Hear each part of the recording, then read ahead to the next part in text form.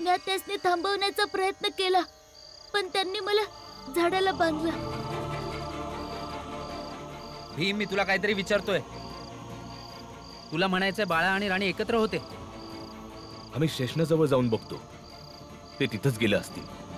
दोघं एकत्र पळाले? मला तर बाळावर आधीच संशय होता. हे बघा, ही प्रश्न उत्तराची वेळ नाही आहे. लवकर चला. चल बाळा, चल.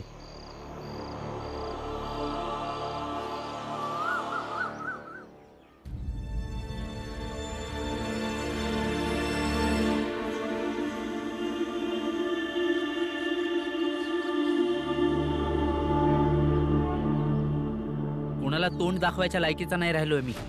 खूप चांगले संस्कार दिलेत ना तुम्ही तुमच्या मुलाला, पण आज तोच संस्कारी मुलगा एका लग्न झालेल्या बाईला घेऊन पळून गेला.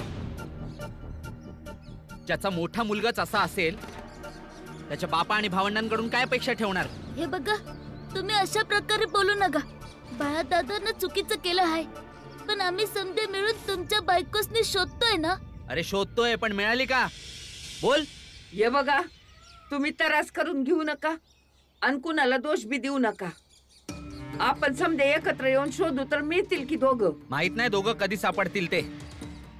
आणि आतापर्यंत तर ही गोष्ट पूर्ण साताऱ्यात पसरली असेल, आणि कोणाकोणाला काय काय उत्तर देणार आहे? हे बघ संदेश, आम्हाला बी लय वाईट वाटतं आहे. तू आमच्यावर विश्वास ठेव की आम्ही तुझ्या बायकोला नक्की शोधून घेऊन येऊ. मग चला माझ्या बरोबर. जी लोक मला प्रश्न विचारतील, उत्तर तुम्ही द्या त्यांना. की तुमचंच संगोपन असं होतं की अशा असंस्कारी मुलाला जन्माला घातलं आणि मोठं केलं? हे बघा, व्यवस्थित बोला.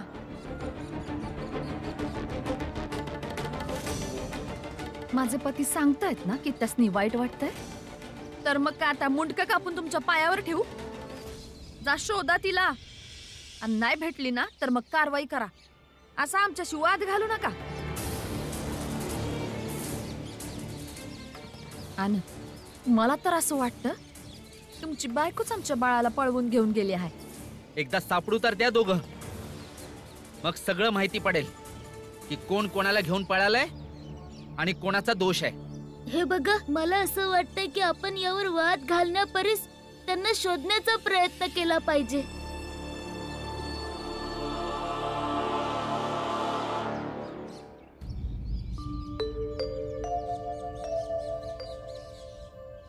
इथेच थांबूया. मी तुझ्यासाठी चहा घेऊन येतो. आगगाडीत रातच्याला नीट बसायची बी सोय नव्हती. तू थकली असशील खूप. मी चहा घेऊन येतो. हा, ठीक आहे बाळा.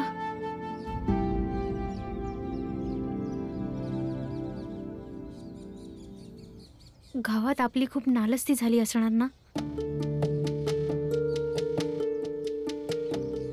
ते तर होतच असेल, पण आता आपण परत तिथे कधीच नाही जायचं. नंतर लोक हळूहळू आपल्याला विसरून जातील. आपण काही चुकीचं तर केलं नाही ना? हे बघ राणी, समाजाच्या नजरेत तर हे चुकीचंच आहे, पण प्रत्येकाला चांगलं जीवन कसं जगता येईल हाचा विचार करण्याचा हक्क आहे.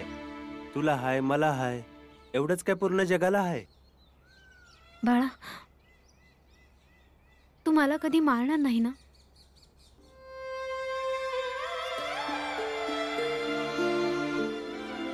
कधीच नाही राणी.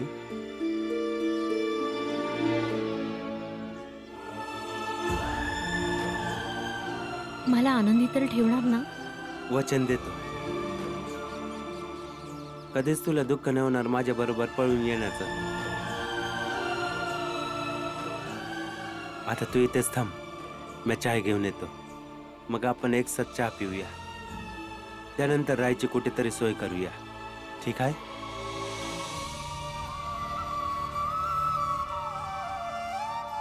मी संदेशच्या तावडीतून सुटून आली. आता मार मला. किती सांगितलं आहे की व्यवस्थित राहू. प्रेम केलं आहे तर प्रेमाने राहू. हे घे, मी आली सोडून तुला. आता कोणाला मारणार? मार ना.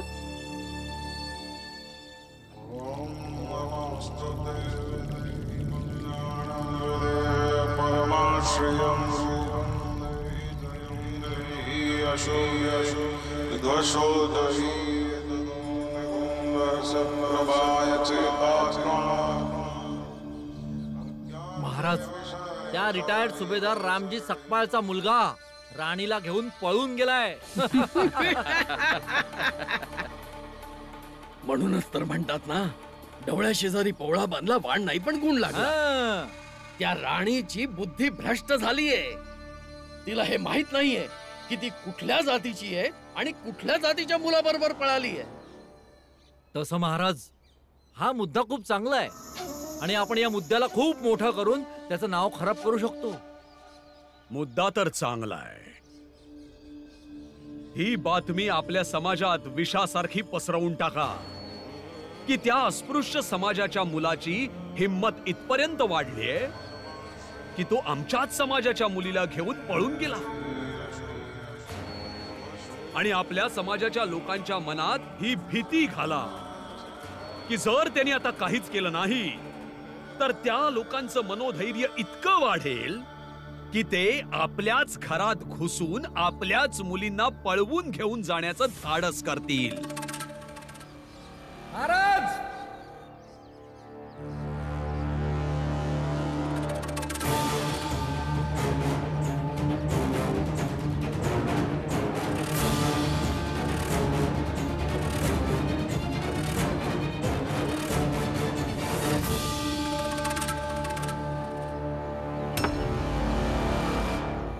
तुम्ही लोक या मुद्द्याला मोठं करून भीमराव आणि त्याच्या कुटुंबावर आक्रमण करणार होय.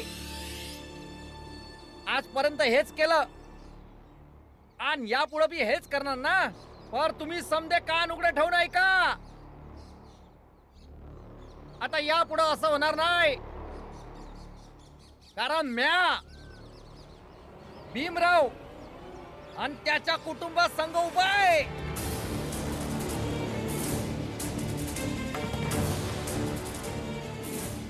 तू तर सातारा सोडून गेला होतास ना व? नाही रे दादा, म्या सातारा सोडून कुठे जाणार. म्या फक्त माझ्या बायको आणि मुलांना अशा जागी ठेवण्यासाठी गेलो होतो जिथं तुम्ही पोहोचू शकणार नाही. आता परत आलोय. आता तुम्हा लोकांनी चांगला धडा शिकवण्यासाठी. भीमरावनं तुम्हाला प्रेमानं शिकवलं पण नाही. अरे तुम्हा लोकांनी कसं समजलं होय आणि ध्यानात येईल पण कसं. अरे जेव्हा मला एवढ्या उशिरा समजलं तर तुम्हासनी कसं समजल. फार म्या समजवणार दुसऱ्या मार्गानं आणि म्या समजवल्यावरच तुम्हा लोकांनी समजल. तू काय समजवणार आहेस. तुझी लायकी तरी आहे का आम्हाला समजवण्याची. आणि राहिली गोष्ट दुसऱ्या मार्गाने समजवण्याची तर मला सांग. चल सांग, मला दुसरा मार्ग कुठला आहे तुझा. मला सांग तुझा मार्ग कुठला आहे तो सांग.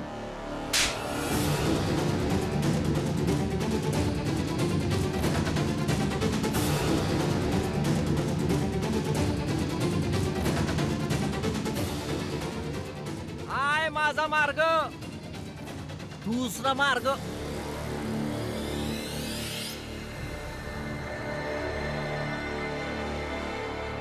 मंगेश, तुला तर मी थांब तिथंच, नाहीतर मी विसरून जाणार तू माझा भाऊ आहे. तुझं डोकं मी समजात आधी फोडणार. चल मागवय मागवय.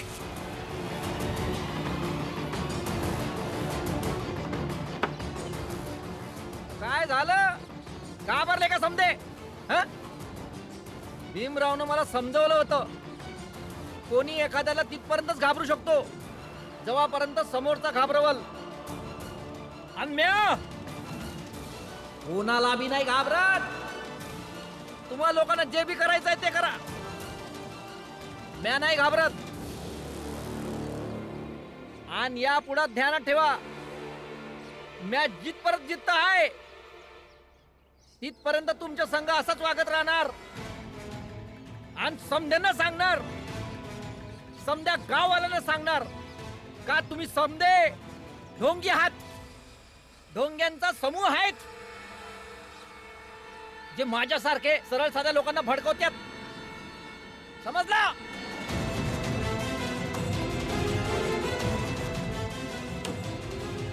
या पुढे म्या जे सांगितलंय ते समजा ध्यानात ठेवा.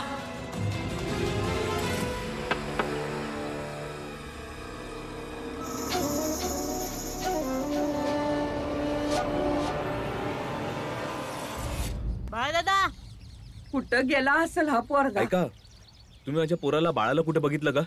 काय बाळा आणि राणी पळून गेले? जेवढं विचारत आहे तेवढंच सांगा. उगाचच फालतूच्या गोष्टी करू नका. अरे रागवता कशासाठी? राणीला शोधा, बाळा सापडेल तुम्हाला. वय वय चला निघा तुम्ही. ठीक आहे ठीक आहे, तुम्हीच थांबवलत मला. भलं करण्याचं तर जगच राहिलं नाही. मला नाही जायचंय शोधायला. हे लोकांचं बोलणं मी नाही ऐकू शकत. मी परत चाललोय घरी. तुम्हीच जा आणि शोधा त्यांना, कारण तुमच्या त्या बाळामुळेच माझं आयुष्य खराब होत आहे. हे बघा, त्रास करून घेऊ नका. हा रस्ता आहे. रस्त्यावर 1000 प्रकारची माणसं भेटतात आणि 1000 प्रकारच्या गोष्टी होत आहेत. तुम्ही लोक इथं काय करताय? चायवाले काका तुम्ही? भीमराव, म्या माझ्या कुटुंबाला सुरक्षित जागेवर पोहोचवण्यासाठी गेलो होतो. आता पोहोचवून आलो. आता मी कोणाला बी नाही घाबरत. तुम्हा लोकांना काय त्रास आहे, काय अडचण आहे सांगा मला.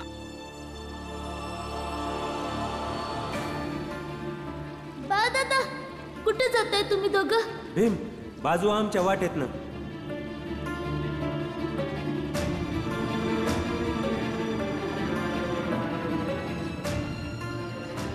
म्याने राणी इथून पळून जातो. बाळदादा हे तू चुकीचं करतोय. सोड मला.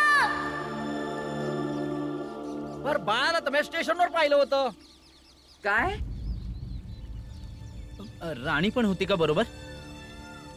नाही नाही, राणी नव्हती संग, बाळा एकलाच होता. तुम्हासने बाळदादा दिसला तेव्हा तो काय करत होता? जेव्हा मी स्टेशनवर उतरलो तर म्या बघितलं बाळा तिकीट घरामध्ये तिकीट वाल्यानं सांगत होता की 5 आना तर देत आहे, 1च आना कमी आहे, नंतर कधी आलो तर देऊन जाईन. मला वाटलं बाळाला जाऊन विचारावं का बाळा तू कुठं जात आहे. पर तुम्हासनी तर ठाव आहे की बाळा माझ्यावर चिडतो, म्हणून मी काहीच नाही बोललो आणि मी इथं आलो. आता रेलगाडी पकडून पळून गेला.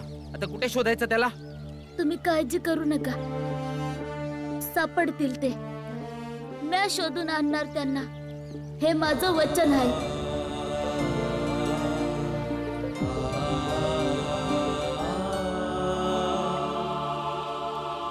अहो, या जगात फक्त एकच नातं असतं, ते नातं असतं नवरा बायकोचं, जे 7 जन्मांसाठी असतं. पण या नात्याला काळं फासलं त्या बाळानी, आणि आम्ही हे कधीही सहन करू शकत नाही की एक अस्पृश्य समाजाचा मुलगा आमच्या स्पृश्य समाजाच्या मुलीला घेऊन पळून गेला. हो शेठजी, तुम्ही बरोबर बोलताय. हे आम्ही बिलकुल सहन नाही करणार. वय आणि रामजीच्या परिवारासने आम्ही सोडणार नाही. याचा बदला तर घ्यावाच लागल ना व. पण कसं काय शेठजी? याचा विचार तुम्ही करायचा आहे. तुम्हा लोकांचं रक्त खवळत नाही का? आता यात विचार कसला करायचा आहे? त्यानं ते दुकान उघडलं आहे ना व. समध्यात आधी तेच तोडूया. त्या रामजीचा मुलगा आपल्या जातीच्या मुलीला घेऊन पळून गेला आहे. त्याच्या पण तर 2 मुली आहेत.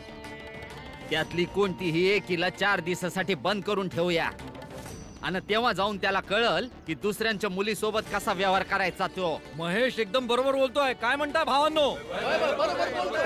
आपण आता जाऊया आणि त्यांचं दुकान तोडून टाकूया आणि त्याबरोबर त्यांच्या मुलीला उचलून आणूया. मग उशीर का करायचा? चला सगळे. चला चला की चला. भीमबाळा, तिथं तर तू सांगितलं होतंस की तू बाळासनी शोधून आणशील. पर कसा आणणार? वय रामजी, आणि काहीच माहिती नसल्याने आपण बाळाला शोधूही नाही शकणार की तो कुठे गेला आहे. एवढं मोठं जग आहे, तो कुठेही जाऊ शकतो. आणि फक्त अंदाजावरनं आपण कुठं शोधायचंय त्याला? बाबा, काही ना काहीतरी मार्ग असेलच ना, ज्यानं आपल्याला हे समजल की बाळदादा कुठं आहे.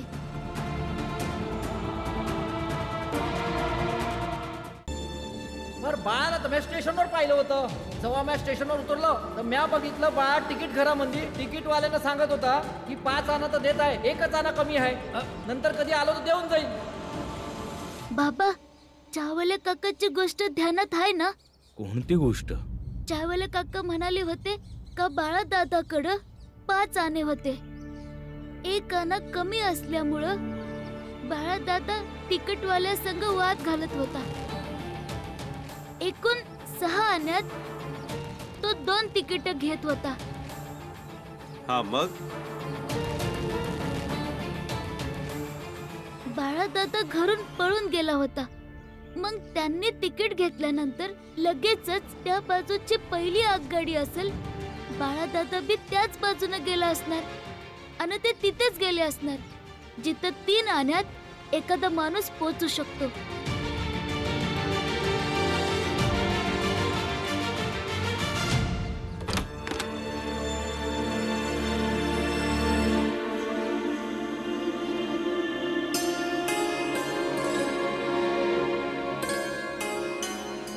आता आपल्याला कोणी नाही शोधू शकणार. एक पैक भाडं देऊन मी हे घर घेतलंय. आजपासून हेच असेल आपलं घर. बाळा, खरं विचारशील तर मला कधीही घर नाही पाहिजे होतं. आयुष्यभर विना घरचं भटकत राहणं मला मान्य आहे. बस एक इच्छा होती की माझा नवरा असावा जो माझ्यावर खूप प्रेम करेल, मला समजून घेईल, मला जाणीव करून देईल की मी त्याची बायको आहे. नाही की वेळोवेळी माझा अपमान करेल. तसं मी माझ्या नवऱ्याबरोबर पूर्ण आयुष्य एका झाडाखाली घालवू शकते. विना घराच्या पूर्ण आयुष्य राहू शकते. पण अशा परिस्थितीमध्ये एक पैसा देऊन घर भाड्याने घेणे बरोबर नाही बाळा. नाही राणी, मी तुला असं उघड्यावर नाही राहू देणार कधी. हे आपलं घर आहे. याचं तू बायको परमाने सांभाळ कर. मी नवऱ्याप्रमाणे समजा जबाबदाऱ्या उचली. आपण इथंच लगीन करूया. बोलतोस तर तू बरोबर अगदी. वैरामजी, आणि याप्रमाणे आपण बाळापर्यंत पोहोचू शकतो की तो कुठल्या दिशेला गेलाय.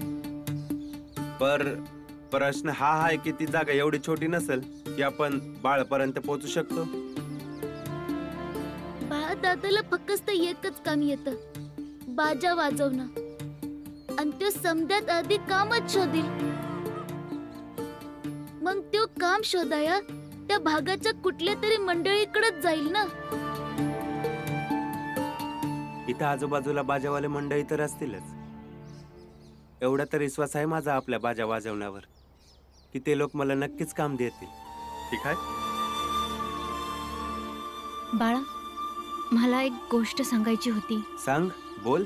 मी खोटं सांगितलं होतं की मी पैसे कमवण्याच्या उद्देशाने तुझ्याकडे बाजा शिकायला आली होती. मग काय, कशासाठी आली होती? मला खरंच बाजा वाजवणं खूप आवडतं. आणि जेव्हा तू म्हटलं की हौशेसाठी बाजा वाजवायला तू शिकायला ये, तेव्हा पण मी नक्कीच आली असती. पण घुसमट होती की मी विवाहित आहे, माझा एक नवरा आहे आणि मी कुणाची तरी बायको. मग नवरा बायकोचं नातं कसंही असो. ठीक आहे, जाऊ दे. आता मी आहे ना, मी तुला बाजा वाजवायला शिकवे.